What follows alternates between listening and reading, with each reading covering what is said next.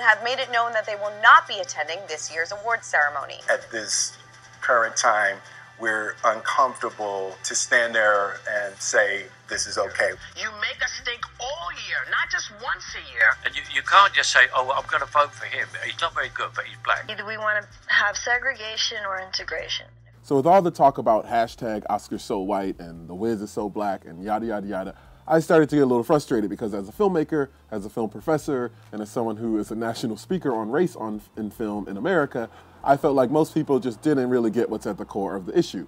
In fact, to assume that it's just a bunch of racist white executives in Hollywood trying to keep black folks out, I feel is an oversimplification of the issues, but it's also an oversimplification of the level of hustle that black filmmakers and other content creators of color and gender go through on a daily basis. So I've decided to start a YouTube channel to show people what's really going on. In this show, we're going to talk about what's happening in the industry, what's happening on the indie side of the industry, what new films are coming out. So let's jump right into it. What if Ryan Reynolds, aka Deadpool, aka Wade Wilson, aka also Green Lantern, aka Hal Jordan, aka Van Wilder, was black? Would the film be as successful as it is? Would it have been as funny? Would it even have gotten funded? Hell, probably not. So I'm going to explain to you why not, based on my theory about the film industry called Chunky Monkey. Back when Baskin-Robbins was originally planning to expand to cities around the country, they had a research group go out and find all these cities to see what would be the ideal place to open their Baskin-Robbins chains. They came back saying you shouldn't go to all of these cities because the people there only buy chocolate, vanilla, strawberry. That's their consumer behavior.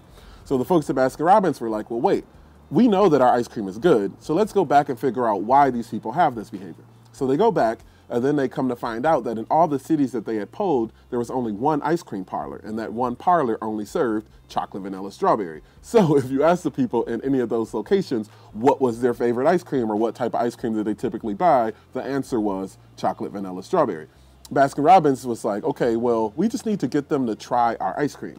So they came up with the revolutionary idea of the pink spoon, which then later went on to revolutionize ice cream buying culture or the consumer behavior. And now when you go into an ice cream parlor, you don't say, what's my favorite ice cream? Let me get what I got the last time. You're willing to try different types of ice cream.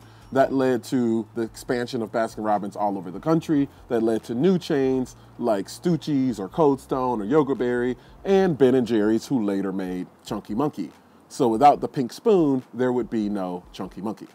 I use this to talk about the film industry because it replicates the way that people decide which movies to fund and which ones they won't fund. And to show you that, here's an example of an email that I got when I went in for a development meeting with a large financing and production company here in LA. Without having read your script, I can already tell you that we won't be interested in your film, specifically because 1, it's a drama, 2, it has young people, 3, one of the leads is black. Now I know what you're thinking, that's super racist.